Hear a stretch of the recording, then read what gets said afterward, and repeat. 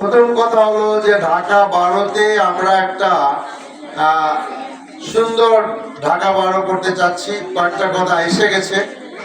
আমি চাঁদাবাজির কথা বলেছি, এগুলো আমাদেরকে সমাধান করতে হবে, ইলাবোরেট করতে চাচ্ছি না। মাদকের কথা আলোচনা আসছে। আরেকটি বড় সমস্যা হলো আপনার এখানে খেলার মাঠ নেই। আপনাদের পাশেই আছে বিটিসিএল এর মাঠ, স্কুলের মাঠ আছে একটা, ওদিকে মধুবাগের মাঠ আছে।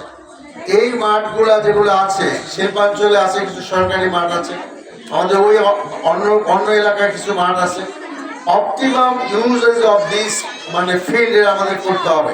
সেক্ষেত্রে অন্যতম একটি বিষয় থাকবে, সপ্তাহে একটা দিন মহিলাদের জন্য ফিক্স থাকতে হবে। সপ্তাহে একটা দিন আমাদের বোনেরা যেন সেখানে বিনোদন করতে পারে। This should be my program. এটা আমরা করতে চাচ্ছি।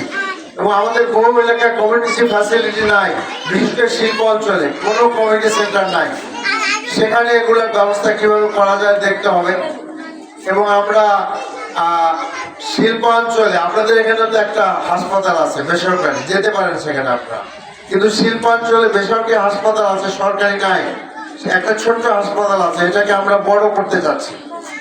আমরা একটা ক্লিন ঢাকা, গ্রিন ঢাকা 12 করতে চাচ্ছি। ক্লিনের কথা আগে বললাম, আর গ্রিনের উদ্যোগ কাজ দুইটা, গাছ লাগাইতে হবে রাস্তাঘাটে সব জায়গায়, গাছের উপরে ছাদের উপরে করতে হবে, যেটাকে বলা হয় ছাদ লাগানো করতে হবে। যেমন আমরা truck stand, Tejgaon truck stand, Mohakhali bus স্ট্যান্ডকে আমরা এটাকে ডিজিটাল করতে চাচ্ছি। ডিজিটাল মানে অনেক কিছু, মানে বুঝতে পারি না এমন কিছু না, সেখানে সুন্দর একটি ব্যবস্থাপনা করা, ট্রাক স্ট্যান্ডের বিকল্প ব্যবস্থা করা, বাস স্ট্যান্ডগুলো সুসংগত করা, সেখানে যেন ড্রাইভারদের জন্য বাথরুমের ব্যবস্থা থাকে, গোসলের ব্যবস্থা থাকে, ক্যান্টিনের ব্যবস্থা থাকে, কারণ গাড়ি চালায় আসলে তাদের এগুলো দরকার হয়, সেগুলো আমরা করতে চাচ্ছি। এইভাবে আমরা আমাদের ন্যাশনাল প্রোগ্রামের অধীনে কিছু কাজ থাকবে।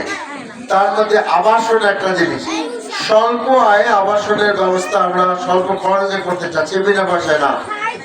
আমরা স্বাস্থ্য সেবাকে ইলাবোরেট করতে চাচ্ছি। সেটা হলো যে আমরা এই 5 বছর পর্যন্ত শিশুদের আর 65 বছরের উপরে সিনিয়র সিটিজেনদের জন্য চিকিৎসাকে ফ্রি করতে চাচ্ছি। 5 বছরের শিশুদের জন্য দুধ, যেটা চিকিৎসা তো ফ্রি থাকবে, দুধও ফ্রি করতে চাচ্ছি। আমরা 64টি জেলায় বা 65টি জেলায় 65টি স্পেশালাইজড হাসপাতাল করবো আমরা। এর উদ্দেশ্য হলো যেন চিকিৎসা তারা জেলায় পায়, এই ব্যবস্থা করা। এরপরে আমরা উমেন এডুকেশনটা অনেক বাড়াতে চাচ্ছি, মেয়েদের শিক্ষা।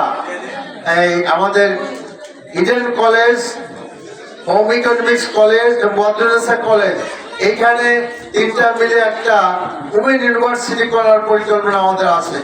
This will be the largest women university of the world, যাতে করে আমাদের নারী শিক্ষার ব্যাপক বিস্তার লাভ করতে পারে। কর্মসংস্থানের কাজটি আমরা 2 ভাগে ভাগ করছি।